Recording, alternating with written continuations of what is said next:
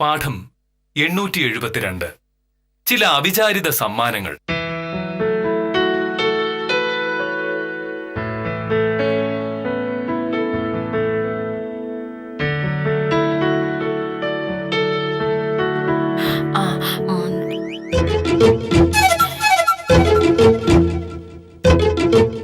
മോനട്ടാ, രാവിലെ മുതലേരുന്ന് എഴുതാണല്ലോ. ഇതെന്താ സംഭവം? തഹസിൽദാർ കഴിഞ്ഞ ദിവസം എല്ലാ വില്ലേജ് ഓഫീസിലേക്കും ഒരു എഴുത്ത് അയച്ചിട്ടുണ്ട്, ഒരു റിപ്പോർട്ട് ചോദിച്ചുകൊണ്ട്. അടുത്ത തിങ്കളാഴ്ച വൈകുന്നേരത്തിന് ഞാൻ കൊടുക്കണമെന്നാണ് പറഞ്ഞിരിക്കുന്നത്. ഞാൻ അത് ഇന്ന് തന്നെ കൊടുക്കും. അതെങ്ങനെയാ? 2-3 ദിവസമായി ഞങ്ങൾ എല്ലാരും ചേർന്ന് ഭയങ്കര അധ്വാനമല്ലേ. ഇതിന്റെ ബാക്കി എഴുതാനുള്ള ജോലി കാഞ്ചനയും സ്വയംപ്രഭയും ഞാൻ ഏൽപ്പിച്ചിട്ടുണ്ട്. അവരോട് 11 മണിക്ക് മുമ്പ് ജോലി തീർക്കാനാണ് ഞാൻ പറഞ്ഞിരിക്കുന്നത്. മോഹനേട്ടന്റെ ഉദ്ദേശം എനിക്ക് മനസ്സിലായി. അടുത്ത തിങ്കളാഴ്ച കൊടുക്കാൻ പറഞ്ഞ റിപ്പോർട്ട് ഇന്നേ കൊടുക്കുക.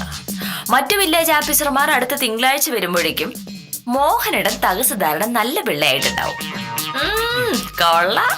അങ്ങനെ തഹസിൽദാരുടെ നല്ല പിള്ളയാകാനൊന്നുമല്ല, എന്തായാലും ജോലി ചെയ്യണം. പിന്നെ കുറച്ച് നേരത്തെ ചെയ്താലെന്താ? ഓ ശരിയേ, ഞാനിതൊക്കെ വിശ്വസിച്ചു. പാവം ആ സ്വയംപ്രഭയും കാഞ്ചനയും കഷ്ടപ്പെട്ട് ജോലി ചെയ്യിപ്പിച്ച് മോഹനേട്ടൻ ആളാവുന്നു. അത്രയേ ഉള്ളു സംഭവം. അവർക്ക് സർക്കാർ ശമ്പളം കൊടുക്കുന്നത് ജോലി ചെയ്യാനാ.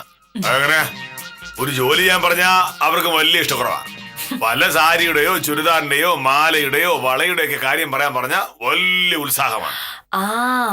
ചുരിദാറിന്റെ കാര്യം പറഞ്ഞപ്പോഴാണ് ഞാനൊരു കാര്യം ഓർത്ത്.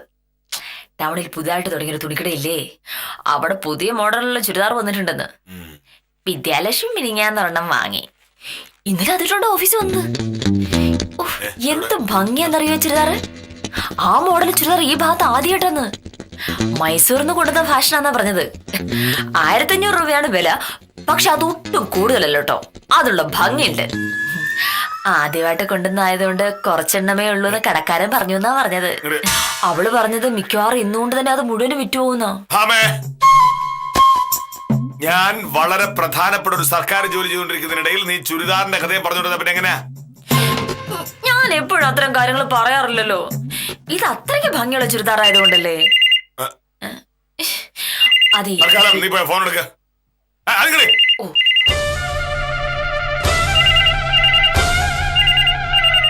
ഇനി നീ പറയാൻ പോകുന്നത് എനിക്കറിയാം മോനേട്ടാ. അതുപോലത്തെ ചുരിദാർ എനിക്കും വേണം. 1500 രൂപയുടെ ചുരിദാർ നടന്നെ. ഹലോ, വിദ്യ, നിന്റെ കാര്യം ഞാനിപ്പോ മോഹനോട് സംസാരിച്ചോണ്ടിരുന്നതേ ഉള്ളൂ. വേറൊന്നുമല്ല, ആ ചുരിദാറിന്റെ കാര്യം തന്നെ. എന്നിട്ട് ആണോ? അയ്യോ, ഇന്നോ? അയ്യോ, അത് നടക്കും തോന്നില്ല. അതെനിക്കറിയാന്നേ, എനിക്ക് ആഗ്രഹമില്ലാതിരിക്കൂ. പക്ഷേ മോഹനയുടെ സമ്മതിക്കുമെന്നാ പേടി. സംഗതിയൊക്കെ ശരിയാ. എന്നാലും ഞാൻ മോഹനോട് ഒന്ന് സംസാരിച്ചു നോക്കട്ടെ. മോഹനോട് സമ്മതിക്കണവന്റെ പ്രശ്നമില്ലല്ലോ. ശരി. മോഹനോട് എന്താ ഭയങ്കര ജോലിയില്ല. അതിനിടയിൽ ഇതെന്ന് പറഞ്ഞിട്ടുണ്ടെങ്കിൽ ചാടിക്കടിക്കാൻ വരും. പക്ഷേ ആവശ്യക്കാരി ഞാനായി പോയില്ലേ. ഞാൻ ഒന്ന് ചോദിച്ചു നോക്കട്ടെ. ശരി, ഞാൻ മോഹനോട് ചോദിച്ചിട്ട് തന്നെ തിരിച്ചു വിളിക്കാം.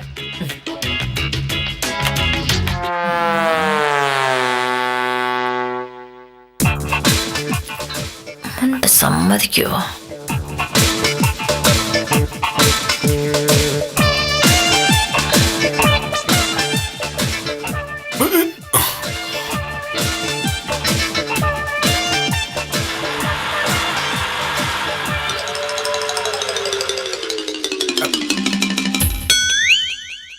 സാറേ നമസ്കാരം. നമസ്കാരം. ഇതെന്ത് സാറേ ഒളിച്ചു കളിക്കും പോലെ?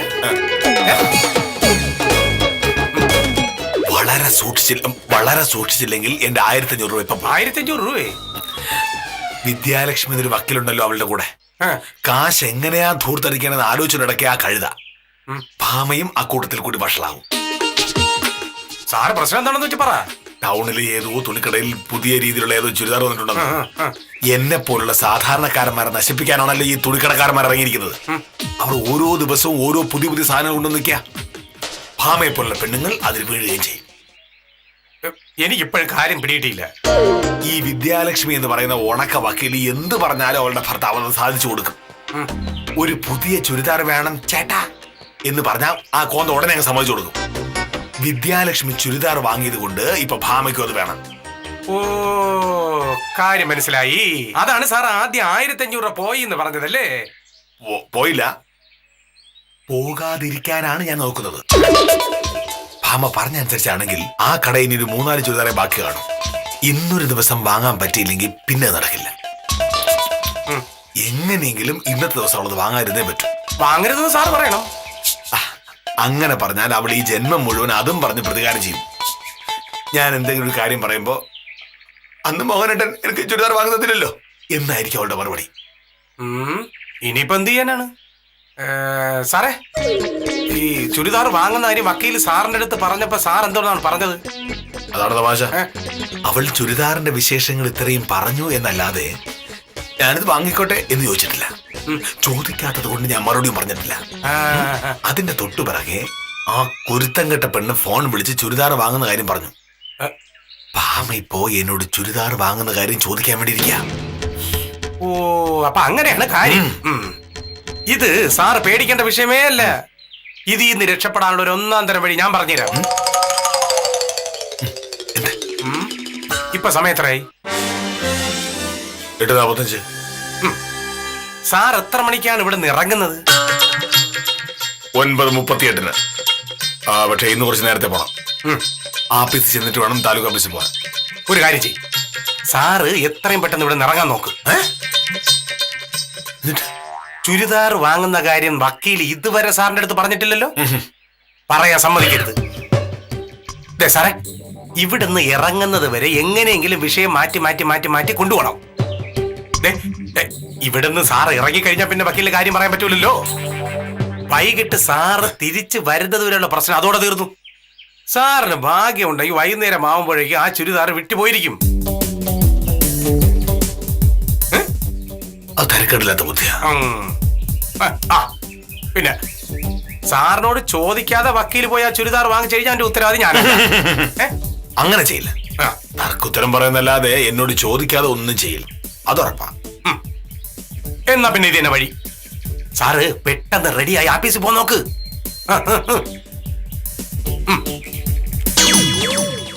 അയ്യോ,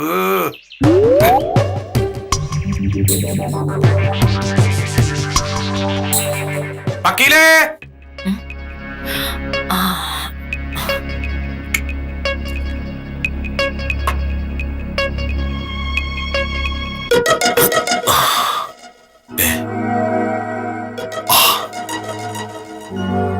ഭാഗ്യം, ഷർട്ട് മുട്ട് തേച്ചിട്ടുണ്ട്. നമസ്കാരം വക്കീലേ. രാവിലെ തന്നെ അത്യാവശ്യമായിട്ട് കാണണമെന്ന് ഇന്നലെ തന്നെ വക്കീൽ വിളിച്ചു പറഞ്ഞതുകൊണ്ടാണ് ഞാൻ നേരെ ഇങ്ങ് വന്നത്. എന്താണ് വക്കീൽ അത്യാവശ്യം? ആ റിയൽ എസ്റ്റേറ്റ് ബിസിനസ് നടത്തുന്ന ചന്ദ്രൻകുട്ടിയുടെ ഒരു കേസ് ഞാൻ അയച്ചിട്ടുണ്ട്.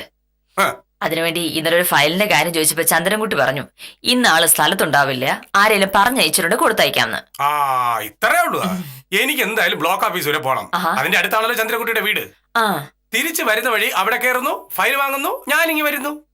അത് മതി. പക്ഷെ പറ്റുന്നിടത്തോളം നേരത്തെ എത്തിക്കണം. എനിക്കിന്ന് വേറെ ചില കാര്യങ്ങളുള്ളതാ. അതൊക്കെ എനിക്ക് മനസ്സിലായി. അല്ല, വക്കീലൊരു വലിയ വക്കീലാണല്ലോ, അപ്പൊ പിന്നെ ഒരുപാട് കാര്യങ്ങൾ കാണുമല്ലോ എന്നാണ് ഞാൻ ഉദ്ദേശിച്ചത്. സാറെങ്ങോട്ടോ ഇവിടെയും കണ്ടില്ലല്ലോ. അപ്പുറത്തുണ്ടാവും.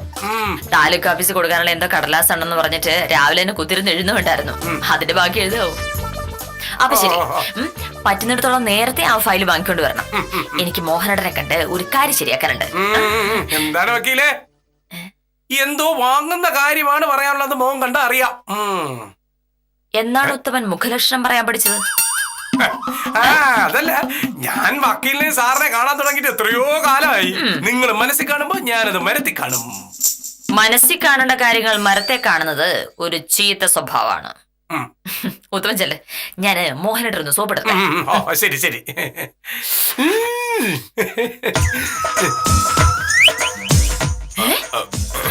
അതിനിടയ്ക്ക് റെഡിയായോ?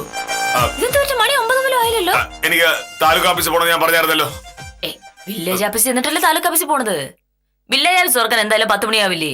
പിന്നെ മോനോടായിട്ട് ഇപ്പൊ പോയിട്ട് എന്താ കാര്യം? വില്ലേജ് ഓഫീസ് എപ്പോ തുറക്കണം എപ്പോ അടയ്ക്കണം എന്നൊക്കെ തീരുമാനിക്കുന്ന നീയല്ലോ, ഞാനാണ്.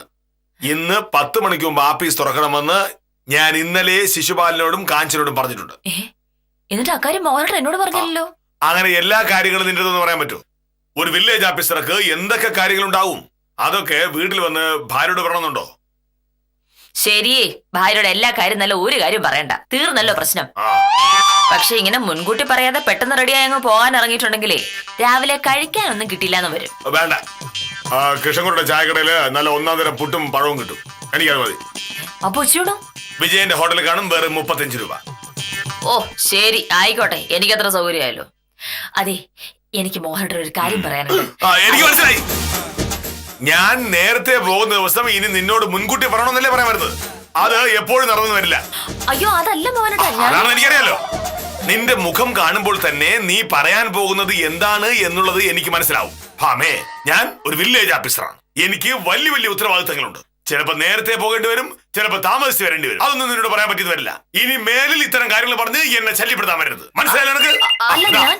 ഫോൺ വന്നു, ഫോൺ എടുക്ക. ആ ഫോൺ എടുക്ക. എനിക്ക് സൗകര്യമില്ല. എന്റെ മോനേട്ടാ, എനിക്ക് മോഹനേട്ടന്റെ അടുത്തൊരു കാര്യം പറയാനുണ്ട്. പക്ഷേ എനിക്ക് ആ ഫോൺ എടുത്തേ പറ്റൂ. ഞാൻ ഹലോ, അതെ. എന്താ സാറേ, വാ. തഹസിൽദാരനോട് പറഞ്ഞായിരുന്നു അടുത്ത തിങ്കളാഴ്ചക്ക് മുതൽ റിപ്പോർട്ട് കൊടുക്കാനാ പറഞ്ഞിരിക്കുന്നത്. പക്ഷെ ഞങ്ങൾ ആ ജോലി നേരെ തീർക്കും. ഒരു 11 മണി കഴിയുമ്പോ ഞാൻ റിപ്പോർട്ടുമായിട്ട് താലൂക്ക് ഓഫീസിലേക്ക് എത്തും. ശരി. സഹദേവനോട് ഉണ്ടാവുമല്ലോ അല്ലേ? ശരി. താലൂക്ക് ഓഫീസിലെ സഹദേവന അടുത്ത തിങ്കളാഴ്ച കൊടുക്കാനുള്ള റിപ്പോർട്ട് ഇന്ന് തന്നെ കൊടുക്കാമെന്ന് ഞാൻ പറഞ്ഞപ്പോ സഹദേവൻ അത്ഭുതം. ഞാനിതൊക്കെ എങ്ങനെ സാധിക്കുന്നു എന്ന് സഹദേവൻ ചോദിക്കുന്നു. മോഹനേട്ടൻ ആരാ മോൻ? മോഹനേട്ടൻ വിചാരിച്ച നടക്കാത്ത വല്ല കാര്യങ്ങളും ഉണ്ടോ? ഭാമേ, അതായത് ഉത്തരവാദിത്ത ബോധമുള്ള ഒരു സർക്കാർ ഉദ്യോഗസ്ഥൻ എന്ന നിലയിൽ ഞാൻ എന്റെ ജോലി ചെയ്യുന്നു. അതിന് സമയവും കാലവും ഞാൻ നോക്കാറില്ല. എല്ലാവരും 10 മണിക്കേ ഓഫീസിലെത്തൂ എന്ന് വാശി പിടിക്കുമ്പോ ഞാൻ നേരത്തെ ഓഫീസിലെത്തി നിൽക്കും. എല്ലാവരും 5 മണിക്ക് തന്നെ ഓഫീസിൽ നിന്ന് പോകണം എന്ന് പറയുമ്പോ ഞാൻ 6 മണി വരെയോ 7 മണി വരെയോ ഒക്കെ ഇരുന്ന് ഓഫീസിലെ ജോലികൾ തീർക്കും. അയ്യോ അതൊക്കെ ഞാൻ സമ്മതിച്ചു. ഇനി എനിക്കൊരു കാര്യം എനിക്ക് മനസ്സിലായി. ഇങ്ങനെ രാവിലെ നേരത്തെ പോകുന്നത് കൊണ്ടോ വൈകുന്നേരം താമസിച്ച് വരുന്നത് കൊണ്ടോ എനിക്ക് പ്രത്യേകിച്ച് ലാഭമൊന്നും ഇല്ലല്ലോ എന്ന് പറയാനല്ലേ നീ പോകുന്നത്? ഭാമേ, എല്ലാ കാര്യത്തിലും നമ്മൾ ലാഭമല്ല നോക്കേണ്ടത്. സമൂഹത്തിന് വേണ്ടി എന്തെങ്കിലും ചെയ്യാൻ നോക്കുമ്പോ പ്രതിഫലം പ്രതീക്ഷിക്കരുത്. നമ്മൾ നമ്മുടെ ജോലി ചെയ്യും, ഈശ്വരൻ അതിന്റെ പ്രതിഫലം തരും. അയ്യോ, എനിക്ക് പറയാനുള്ള അതൊന്നും അല്ല മോഹനേട്ടാ. മോഹനേട്ടൻ രാവിലെ 5 മണിക്ക് എഴുന്നേറ്റ് ഓഫീസിൽ പോയാലും വൈകിട്ട് 10 മണിക്കേ വരുമെന്ന് പറഞ്ഞാലും എനിക്ക് യാതൊരു കുഴപ്പമില്ല. എനിക്ക് പറയാനുള്ളത് എന്റെ ഒരു കാര്യമാണ്. ഭാമേ, ഞാൻ എന്റെ ഒരു കാര്യം പറഞ്ഞുകൊണ്ടിരിക്കുമ്പോൾ നീ നിന്റെ ഒരു കാര്യം പറഞ്ഞു തുടങ്ങിയാൽ എങ്ങനെ ശരിയാവും? കണ്ടോ, ഭർത്താവായി ഞാനൊരു കാര്യം പറയുമ്പോൾ അത് ശ്രദ്ധിച്ച് കേൾക്കുന്നതിന് പകരം തർക്കുതിര പറയുന്നു. എവിടുന്ന് പറയാ? ഇതാണ് ഞാൻ പറയുന്നത്, നീ ഒരു അഹങ്കാരിയാണെന്ന്. ഞാനൊന്ന് പറഞ്ഞോട്ടെ മോനേട്ടാ. എനിക്കത് കേൾക്കാൻ മനസ്സിലാക്കലോ. ആദ്യം നീ മറ്റുള്ളവരെ അനുസരിക്കാനും ബഹുമാനിക്കാനും പഠിക്കുക. അത് കഴിഞ്ഞ മതി കാര്യം മനസ്സില്. തോപ്പിക്കാൻ നോക്കുന്നു. ഇനി ഇവിടുന്ന് പണിപാളും. ഞാൻ ഇറങ്ങി. ഇത്രയും നേരം ഞാൻ നിന്നോട് നല്ല മലയാളത്തിലല്ലേ പറഞ്ഞോണ്ടത്. എനിക്കിത് കുറച്ച് നേരത്തെ പോണം. അയ്യോ, കാപ്പി കുടിച്ചില്ലല്ലോ മോനേട്ടാ. കാപ്പി ഇല്ലെന്ന് നീ പറഞ്ഞല്ലോ. അത് ഞാൻ വെറുതെ പറഞ്ഞതല്ലേ. കഴിക്കാനുള്ളതല്ല ഞാൻ ഉണ്ടാക്കി വെച്ചിട്ടുണ്ട്. മോനേട്ടാ അത് കഴിക്കുമ്പോഴേക്കും ഞാൻ ചോറ് ഒരു പാത്രത്തിലാക്കി തരാം. പിന്നെയും എനിക്ക് പറയാനുള്ളത് എന്താന്ന് വെച്ചാൽ മനസ്സിലായി. ഞാനിന്ന് നേരത്തെ പോകുന്ന കാര്യം പറയാതിരുന്നിട്ട് പോലും നീ കൃത്യസമയത്ത് കഴിക്കാനുള്ളതെല്ലാം ഉണ്ടാക്കി എന്നല്ലേ? ഇതൊന്നും വലിയ കാര്യമല്ല ഭാമേ. അയ്യോ, ഞാൻ അതല്ല പറയാൻ വന്നത്. ഞാൻ നിന്നെ കാണാൻ തുടങ്ങിയിട്ട് നാള് കുറെ ആയില്ലേ. നീ എന്തൊക്കെ പറയും എന്തൊക്കെ പറയില്ല എന്ന് മനസ്സിലാക്കാനുള്ള ബുദ്ധി കെ മോഹനകൃഷ്ണൻ സാറിനുണ്ട്. എനിക്ക് സമയാസമയത്ത് ഭക്ഷണം ഉണ്ടാക്കി തരുന്നതിന്റെയും ഷർട്ടുമുണ്ടും തേച്ചു തരുന്നതിന്റെയും പേരിലുള്ള നിന്റെ ആളാവൽ കേട്ട് ഞാൻ മടുത്തു. ഞാനൊന്ന് പറഞ്ഞോട്ടെ ഭാമേ, നമ്മുടെ നാട്ടിൽ മിക്കവാറും എല്ലാ വീടുകളിലും ഭർത്താവിന് ഭക്ഷണം ഉണ്ടാക്കി കൊടുക്കുന്നതും ഷർട്ടും മുണ്ടും അലക്കി തേച്ചു കൊടുക്കുന്നതും ഭാര്യമാരാണ്. അതൊക്കെ എത്രയോ നൂറ്റാണ്ടുകളായി നമ്മുടെ നാട്ടിൽ നടക്കുന്ന കാര്യവുമാണ്. ഒരു ഭാര്യയും അത്തരം കണക്കുകൾ പറഞ്ഞു നടക്കാറുമില്ല. പക്ഷേ നീ എന്താണ് ചെയ്യുന്നത്? നിന്റെ ഭർത്താവിന് ഭക്ഷണം ഉണ്ടാക്കി കൊടുക്കുന്നതിന്റെയും തുണി അലക്കി കൊടുക്കുന്നതിന്റെയൊക്കെ കണക്ക് പറയുന്നു. ഞാൻ പറയാം പറയാൻ വന്ന അതൊന്നും അല്ല.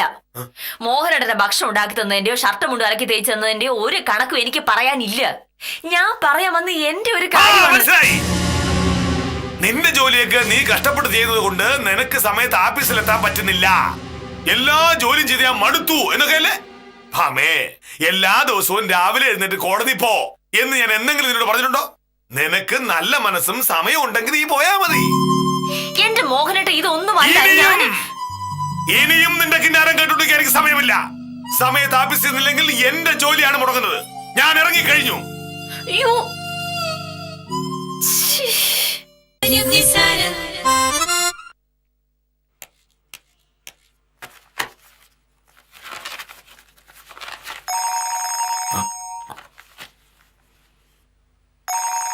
ഹലോ, അതെ ശിശുപാലനാണ്. ആ, എന്താ വിശേഷം? ഇല്ല, മോനേഷ് സാർ വരാറാവുന്നേ ഉള്ളൂ. എന്താ കാര്യം? അതെയോ, ശരി ശരി. അതിപ്പോ ഞാൻ അങ്ങനെയൊക്കെ പറഞ്ഞാൽ അത് ശരിയാ. പക്ഷെ ആള് മോനേഷ് സാറല്ലേ, എന്താ പറയാന്നറിയില്ല. ശരി, ഞാൻ പറഞ്ഞു നോക്കാം. നമസ്കാരം ശിശുപാലൻ ചേട്ടാ. ആ, നമസ്കാരം. അപ്പൊ ശരി, ഞാനൊന്ന് സംസാരിച്ചു നോക്കട്ടെ. ഓ, ഓക്കെ ഓക്കെ. ആരാ ശിശുപാലൻ ചേട്ടാ രാവിലെ? ഒരു ചെറിയ പ്രശ്നമുണ്ട് പ്രൊഫസറെ. സംഗതി കുറച്ച് കുഴപ്പം പിടിച്ചതാ. എന്നാലും ഒന്ന് ശ്രമിച്ചു നോക്കാം അല്ലേ? ശിശുപാലൻ ചേട്ടാ കാര്യം പറയേ. അതെ, നമസ്കാരം ശിശുപാലൻ ആ, ചേട്ടാ. നമസ്കാരം. ആഹാ, പ്രഭ ഇന്ന് നേരത്തെ വന്നോ? ഹേയ്, ഞാൻ കൃത്യസമയത്ത് തന്നെ വന്നു. താലൂക്ക് ഓഫീസിൽ കൊടുക്കേണ്ട റിപ്പോർട്ടേ ഇന്ന് ഉച്ചയ്ക്ക് മുമ്പേ വേണോന്നാ മോനേഷ് സാർ പറഞ്ഞത്. സാർ 1 മണിക്ക് താലൂക്ക് ഓഫീസിൽ പോകുന്നാ പറഞ്ഞത്. ചുമ്മാ ഒരു പ്രാന്ത്, അല്ലാതെന്താ? ഈ റിപ്പോർട്ട് അടുത്ത തിങ്കളാഴ്ച കൊടുത്താൽ മതിയെന്ന് തഹസിൽദാർ പറഞ്ഞതാ. അപ്പൊ മോനേഷ് സാറാ പറഞ്ഞത് തിങ്കളാഴ്ചയൊന്നും ആക്കണ്ട, വെള്ളിയാഴ്ച തന്നെ തരാന്ന്. അതിന്റെ ഉദ്ദേശം കാര്യം സാറിന് മനസ്സിലായില്ലേ? എല്ലാ വില്ലേജ് ഓഫീസർമാരും തിങ്കളാഴ്ച റിപ്പോർട്ടുമായിട്ട് വരും. അങ്ങനെ എല്ലാവരുടെ കൂടെ റിപ്പോർട്ട് കൊടുത്ത മോനേഷ് സാറിന് ആളാവാൻ പറ്റില്ലല്ലോ. ഇന്ന് എന്നെ റിപ്പോർട്ട് കൊടുത്ത തഹസിൽദാർ അത് ശ്രദ്ധിക്കും. തിങ്കളാഴ്ച ബാക്കിയുള്ള വില്ലേജ് ഓഫീസർമാർ വരുമ്പോ തഹസിൽദാർ അവരോട് പറയും മോഹനകൃഷ്ണനെ കണ്ടുപഠിക്കുന്നു. അതിനുവേണ്ടിയുള്ള വേഷം കെട്ടല്ലേ ഇത്? അതുകൊണ്ടുള്ള മെനക്കേട് നമുക്ക്. തിങ്കളാഴ്ച റിപ്പോർട്ട് കൊടുത്താൽ മതിയായിരുന്നെങ്കിൽ ഇന്ന് നാളെ സമയം കിട്ടിയേനെ. കാഞ്ചനെ,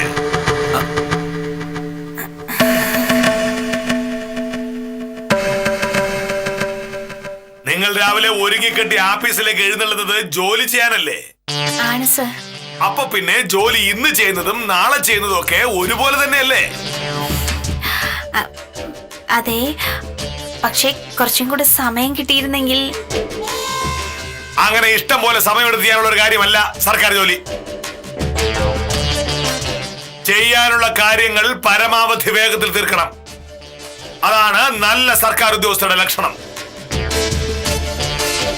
ഞാൻ കൃത്യം 1 മണിക്ക് താലൂക്ക് ഓഫീസിലേക്ക് പോകും. അതിന് മുൻപേ എനിക്ക് റിപ്പോർട്ട് കിട്ടിയിരിക്കണം.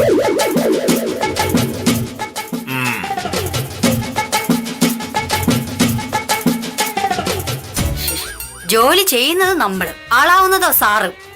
ഇത് വല്ലാത്ത കഷ്ടം തന്നെ. സാരമില്ല പ്രൊഫസറെ. സാറും എന്നെങ്കിലും വില്ലേജ് ഓഫീസർ ആവുമല്ലോ. അന്നും ഇങ്ങനെയൊക്കെ തന്നെ കീഴുദ്യോഗസ്ഥന്മാരോട് പെരുമാറാമല്ലോ.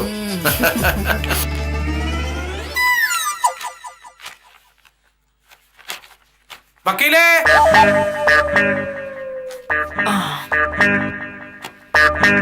ആ നമസ്കാരം വക്കീലേ. ചന്ദ്രൻകുട്ടിയുടെ ഫയല്. ഉത്തമൻ ഇപ്പൊ വന്നത് നന്നായി. അരമണിക്കൂറോടെ താമസിച്ചിരുന്നെങ്കിൽ ഞാൻ ഇവിടെ നിന്ന് ഇറങ്ങിയേനെ. അതിനെന്തോന്ന് കുഴപ്പം വക്കീലേ? വക്കീൽ ഇവിടെ ഇല്ലെന്നുണ്ടെങ്കിൽ ഞാൻ ഇതും കൊണ്ട് നേരെ വക്കീൽ ഓഫീസിലോട്ട് വരുമല്ലോ. അതിന് ഞാൻ പോകുന്ന വക്കീൽ ഓഫീസിലേക്കാണെങ്കിലല്ലേ? ഓ, ഏതെങ്കിലും കക്ഷികളെ കാണാൻ പോവായിരിക്കും അല്ലേ? അങ്ങനെയാണെങ്കിലും പ്രശ്നമില്ലല്ലോ. വക്കീൽ ഓഫീസിൽ തേപ്പിച്ചിട്ട് പോയാൽ മതിയല്ലോ.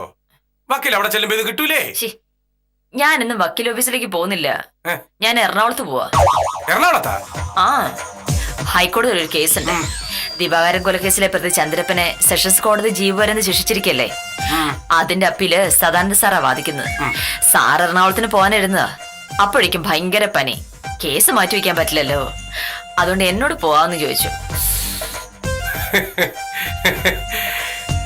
വക്കീൽ എറണാകുളത്ത് പോ മോഹനേഷ് സാർ സമ്മതിച്ചാ? അതെങ്ങനെയാണ്? രാവിലെ വിദ്യാലക്ഷ്മി വിളിച്ച കാര്യം പറഞ്ഞപ്പോ മുതൽ ഞാൻ മോഹനേട്ടന്റെ പുറകെ നടക്കാണ് ഈ കാര്യം ഒന്ന് പറയാനായിട്ട്. മോഹനേട്ടൻ പക്ഷെ കേക്കണ്ടേ? ഞാൻ അടുത്ത് ചെല്ലുമ്പോഴെല്ലാം മോഹനേട്ടൻ എന്തെങ്കിലും ഒരു വഴക്കുണ്ടാക്കി ഒഴിഞ്ഞു മാറിക്കളയും. ഞാൻ പുറകെ നടന്ന് മടുത്തുത്തുമ്മ. അവസാനം എനിക്ക് പറയാനുള്ളത് കേൾക്കാൻ നിൽക്കാതെ മോഹനേട്ടൻ സ്ഥലം വിടുകയും ചെയ്തു. പിന്നെ ഞാൻ എങ്ങനെയാണ് പറയുക? എന്തായാലും മോഹനേട്ടൻ ഞാൻ പറയുന്നത് കേൾക്കാൻ നിൽക്കാതെ പോയതുകൊണ്ട് മോഹനേട്ടനെ ചോദിക്കാതെ പോകാൻ ഞാനും തീരുമാനിച്ചു. അപ്പൊ ഈ കാര്യമായിരുന്നു മറ്റേ കാര്യം? ഏത് കാര്യം? അല്ല, വിദ്യാലക്ഷ്മി വക്കീലിനെ വിളിച്ചത് എറണാകുളത്ത് പോകാനുള്ള കാര്യം പറയാനായിരുന്ന? എന്നെ വിദ്യാലക്ഷ്മി വിളിച്ചാൽ ഉത്തമൻ അറിഞ്ഞു? അല്ല, പക്ഷെ ഞാൻ നേരത്തെ സംസാരിച്ചോണ്ടിരുന്നപ്പോഴേ വക്കീൽ എന്തോ അങ്ങനെ സൂചിപ്പിക്കുന്ന പോലെ എനിക്ക് തോന്നി. അങ്ങനെ സൂചിപ്പിച്ചില്ലേ? ഞാൻ ഓർക്കുന്നില്ല. അപ്പൊ ഉത്തമൻ ചെല്ലേ, എന്റെ ഒരുക്കങ്ങളൊന്നും ആയിട്ടില്ല. ഇന്ന് പോയിട്ടുണ്ട്, മറ്റന്നാൾ വൈകുന്നേരം വരാൻ പറ്റൂ. അല്ല, അപ്പൊ പിന്നെ ഈ എറണാകുളത്ത് പോണതേ ഈ മോഹനേഷ് സാറിന്റെ അടുത്ത് പറയാതെ പോയാലാ? പറയാ ഞാൻ നോക്കിയതാണല്ലോ, കേക്കാൻ മോഹനോട് നിന്ന് തരാത്തോണ്ടല്ലേ. അപ്പൊ ശരി, ഉത്തമം വിട്ടോ, മറ്റന്നാൾ വന്നിട്ട് കാണാം. ഓ ശരി ശരി. ഇതിപ്പോ എല്ലാം തകരുമല്ലോ.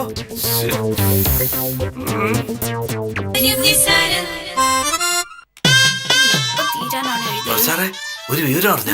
എന്തു പറ്റി? ദിവാകരം കൊലക്കേസിലെ പ്രതി ചന്ദ്രപ്പനില്ലേ, അയാളെ ജീവപര്യന്തം ശിക്ഷിച്ചല്ലോ. ശിക്ഷിച്ചു. പക്ഷേ അയാൾക്ക് വേണ്ടി ഹൈക്കോടതിയിൽ അപ്പീൽ പോവുക. നാളെ ഹൈക്കോടതിയിൽ വാദം തുടങ്ങുമെന്ന്. ഇതാണോ ഇത്ര വലിയ കാര്യം? എല്ലാ കൊലക്കേസുകളിലും ഇങ്ങനെയൊക്കെ ഉണ്ടാവാറുള്ളതല്ലേ. വിചാരണ കോടതിയിൽ ശിക്ഷിക്കും, ഹൈക്കോടതിയിൽ അപ്പീൽ പോവും. ചിലപ്പോ ശിക്ഷ ഹൈക്കോടതി ശരിവെക്കും, ചിലപ്പോ പ്രതിയെ വെറുതെ വിടും. അതൊക്കെ എനിക്കും അറിയാം. പക്ഷേ ചന്ദ്രപ്പന് വേണ്ടി ഹൈക്കോടതിയിൽ കേസ് വാദിക്കുന്ന ആരാണെന്നറിയോ? ആരാ? ആരാ? നമ്മുടെ സത്യഭാമ വക്കീല്. ആണോ? സദാനന്ദ വക്കീലിനാ വക്കാലത്ത്. ഇന്ന് രാവിലെ പുള്ളിക്കാരന് നല്ല പനിയും ചുമയും. നാളെ ഹൈക്കോടതിയിൽ കേസ് തുടങ്ങുകയും ചെയ്യും. അതുകൊണ്ട് സദാനന്ദ സാറിന് പകരം സത്യഭാമ വക്കീലാ കേസ് വാദിക്കുന്നത്.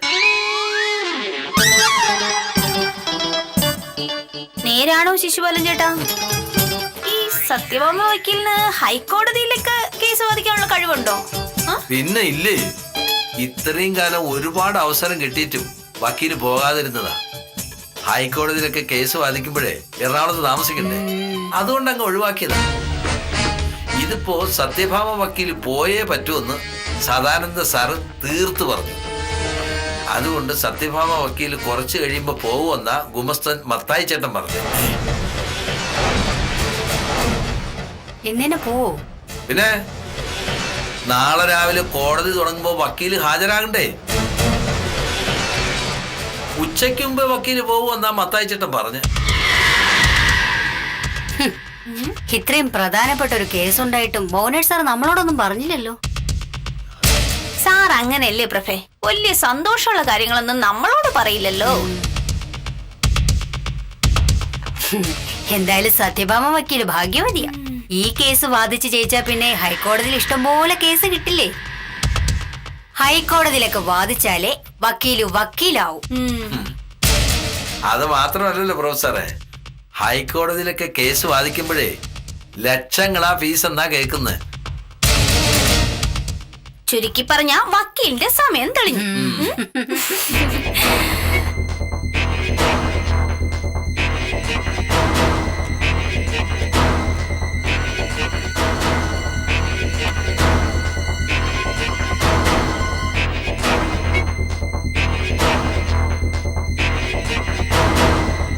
അതെ, എനിക്ക് മോഹനേട്ടൻ ഒരു കാര്യം പറയാനുണ്ട്.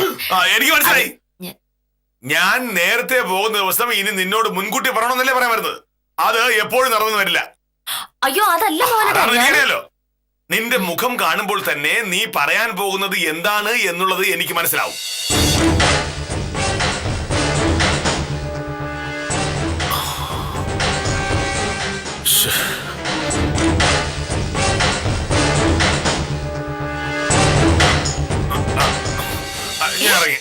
ഇതൊക്കെ പോരാണോ? ഇത്രയും നേരം ഞാൻ നിന്നോട് നല്ല മലയാളത്തിലല്ലേ പറഞ്ഞോണ്ടത്. എനിക്ക് കുറച്ച് നേരത്തെ പോണം. അയ്യോ, കാപ്പി കുടിച്ചില്ലല്ലോ മോനേട്ടാ. കാപ്പി ഇല്ലെന്ന് നീ പറഞ്ഞല്ലോ. ശ്ശി, അത് ഞാൻ വെറുതെ പറഞ്ഞതല്ലേ. കഴിക്കാനുള്ളതല്ല ഞാൻ ഉണ്ടാക്കി വെച്ചിട്ടുണ്ട്. മോനേട്ടൻ അത് കഴിക്കുമ്പോഴേക്കും ഞാൻ ചോറ് ചോരുപാത്രത്തിലാക്കി തരാം. ആ, പിന്നെയും എനിക്ക് പറയാനുള്ളത് എന്താന്ന് വെച്ചാ- മനസ്സിലായി. ഞാനിന്ന് നേരത്തെ പോകുന്ന കാര്യം പറയാതിരുന്നിട്ട് പോലും നീ കൃത്യസമയത്ത് കഴിക്കാനുള്ളതെല്ലാം ഉണ്ടാക്കി എന്നല്ലേ? ഇതൊന്നും വലിയ കാര്യമല്ല ഭാമേ. അയ്യോ, ഞാൻ അതല്ല പറയാൻ വന്നത്. ഞാൻ നിന്നെ കാണാൻ തുടങ്ങിയിട്ട് നാള് കുറെ ആയില്ലേ? നീ എന്തൊക്കെ പറയും എന്തൊക്കെ പറയില്ല എന്ന് മനസ്സിലാക്കാനുള്ള ബുദ്ധി കെ മോഹനകൃഷ്ണൻ സാറിനുണ്ട്.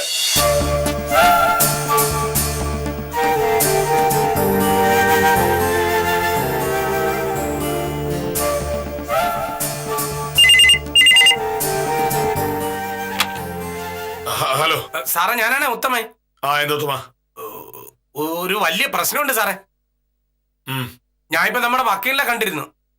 എന്നിട്ട് വക്കീല് കുറച്ചു കഴിയുമ്പോ എറണാകുളത്ത് പോവുമെന്ന് പറഞ്ഞ്. ഹൈക്കോടതിയിൽ ഒരു കേസ്. സദാനന്ദ വക്കീലിന് വയ്യാത്തോണ്ട് നമ്മുടെ വക്കീലാണ് പോണത്. സാറേ, ഇത് പറയാനാണ് വക്കീൽ സാറിന്റെ പുറകെ നടന്നത്. ചുരിദാറിന്റെ പ്രശ്നമാണെന്ന് കരുതി സാർ ഒഴിഞ്ഞു മാറി. ഞാൻ ചെന്നപ്പോ വക്കീല് പറയാണ് വക്കീല് ഉച്ചയ്ക്ക് മുമ്പേ എറണാകുളത്ത് പോവേണമെന്ന്. സാറിന്റെ അടുത്ത് പറയണ്ടേന്ന് ഞാൻ ചോദിച്ചപ്പോ വക്കീല് പറയാണ് പറയാൻ വേണ്ടി ഒരുപാട് നോക്കി, ഇനി പറയാൻ മനസ്സില്ല എന്ന്. ഹലോ ഹലോ സാറേ,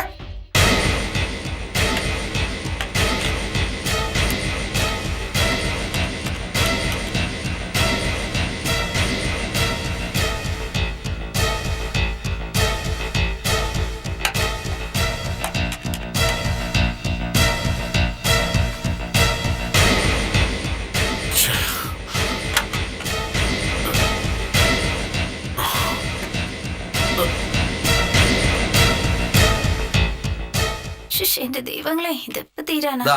വേദന എടുക്കുന്നു. ഓ, അടുത്തത്. ശിശുപാല,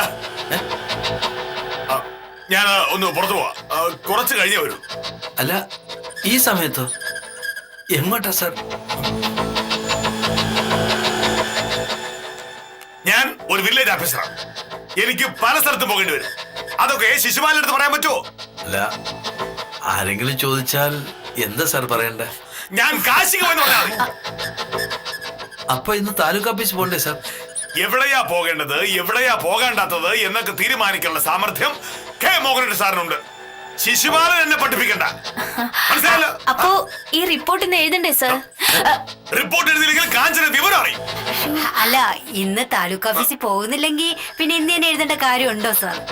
സ്വയംപ്രഭ എന്നെ ഇങ്ങോട്ട് പഠിപ്പിക്കണ്ട. ഞാൻ പറഞ്ഞ അങ്ങോട്ട് കേട്ടാ മതി, മനസ്സിലായല്ലോ? ആഹാ, ഇനി ഇങ്ങനെ തോൽപ്പിക്കാൻ നോക്കുന്നു അഹങ്കാരികൾ. ഇതെന്ത് വെച്ചതാ?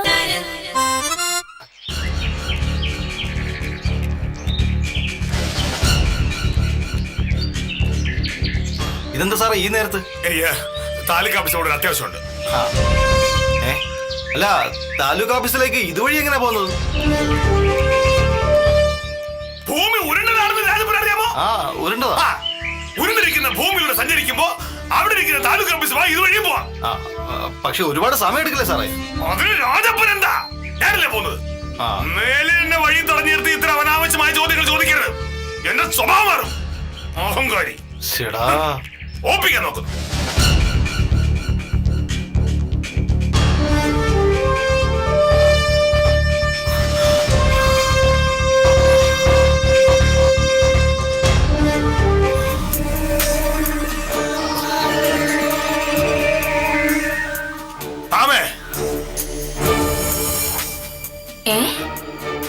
ഇതെന്താ ഈ നേരത്തെ?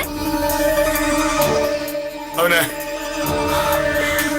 ഓഫീസിൽ ഇരുന്നപ്പോ എനിക്ക് പെട്ടെന്ന് നിന്നെ കാണാൻ തോന്നി. അതൊരു പുതിയ തോന്നലാണല്ലോ.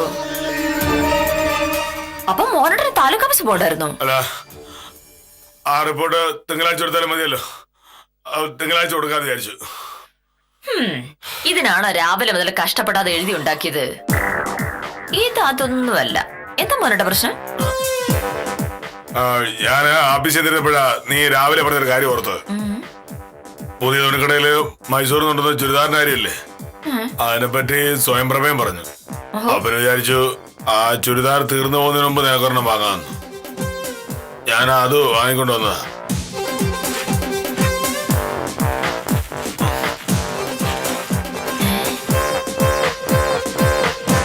എന്റെ ഈശ്വര, ദാ.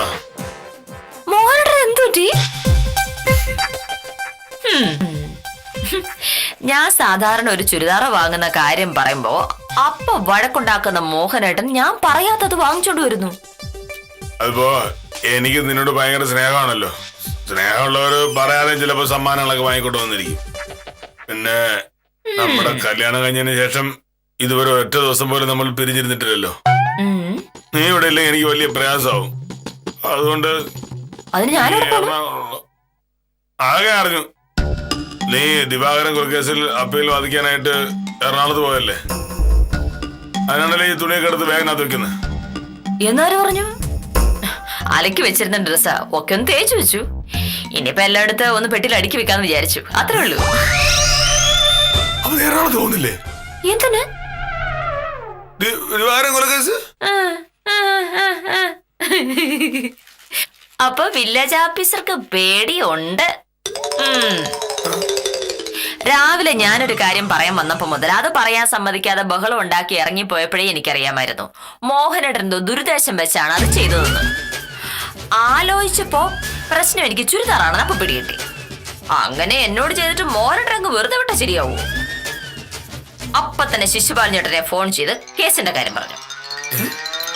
മോഹനേട്ടൻ കേൾക്കാൻ പാകത്തിന് ആഫീസ് വെച്ച് അത് സംസാരിക്കണമെന്ന് ഞാൻ പറഞ്ഞപ്പോ അത് കേൾക്കാതിരിക്കാൻ ശിശുപാലൻ ചേട്ടന് പറ്റുമോ? ശിശുപാലൻ ചേട്ടന്റെ മോന് കോളേജിൽ അഡ്മിഷൻ കിട്ടിയത് എന്റെ ശുപാർശ കൊണ്ടല്ലേ. ബാക്കി കാര്യങ്ങൾ ഉത്തമനോടും പറഞ്ഞ് ഞാൻ കാത്തിരിക്കുകയായിരുന്നു മോഹനേട്ടൻ വരാനായിട്ട്. എന്തൊക്കെ ബലം പിടിച്ചാലും ഞാൻ 2 ദിവസത്തേക്ക് ഇവിടെ ഇല്ലെന്ന് അറിഞ്ഞിട്ടുണ്ടെങ്കിൽ മോഹനേട്ടന്റെ ചങ്ക് പടച്ചു പോകുന്ന എനിക്ക് അറിഞ്ഞൂടെ. കാത്തിരിക്കുമായിരുന്നു ഞാൻ.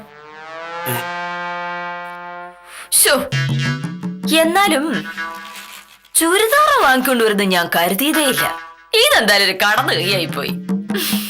ചുരിദാർ കിട്ടിയ നിനക്ക് സന്തോഷമാവുമല്ലോ. അപ്പൊ നീ പോകാതിരിക്കുമെന്ന് എനിക്കറിയാം. അതുകൊണ്ട് വാങ്ങിയതാ. ഇനിയിപ്പോ ഇതാ കൈക്കൂലിയാ? ഈ ഭർത്താവ് ഭാര്യക്ക് ചുരിദാർ വാങ്ങിക്കൊടുക്കുന്നത് എങ്ങനെ കൈക്കൂലിയാവും? രാവിലെ നീ ശരിക്കും എന്നോട് പറയാമെന്ന് എന്തായിരുന്നു? അതോ അത് രാവിലെ ഞാൻ പറയാൻ സമ്മതിച്ചില്ലല്ലോ. അതുകൊണ്ട് വില്ലേജ് ഓഫീസർ അത് അറിയട്ടെ. അത് ഒരു ആന രഹസ്യമായിട്ട് അങ്ങനെ തന്നെ ഇരിക്കട്ടെ. വില്ലേജ് ഓഫീസർ ബുദ്ധിമാനാണെന്ന് സമ്മതിക്കുന്നതിൽ വിരോധമില്ല. പക്ഷേ തന്റെ ഭാര്യയും തുല്യ അളവിൽ ബുദ്ധിശാലിയാണ് എന്ന് മനസ്സിലാക്കാനുള്ള വിവേകം കക്ഷിക്കില്ലാതെ പോയതാണ് വിനയായത്. അശേഷം പ്രതീക്ഷിക്കാത്ത നേരത്ത് സമ്മാനമായി ഒരു ചുരിദാർ കിട്ടിയ വക്കീലിന്റെ സന്തോഷത്തിൽ പങ്കുചേർന്ന് ഇന്നത്തേക്ക് വിട. കാര്യം നിസാരം തുടരുന്നു.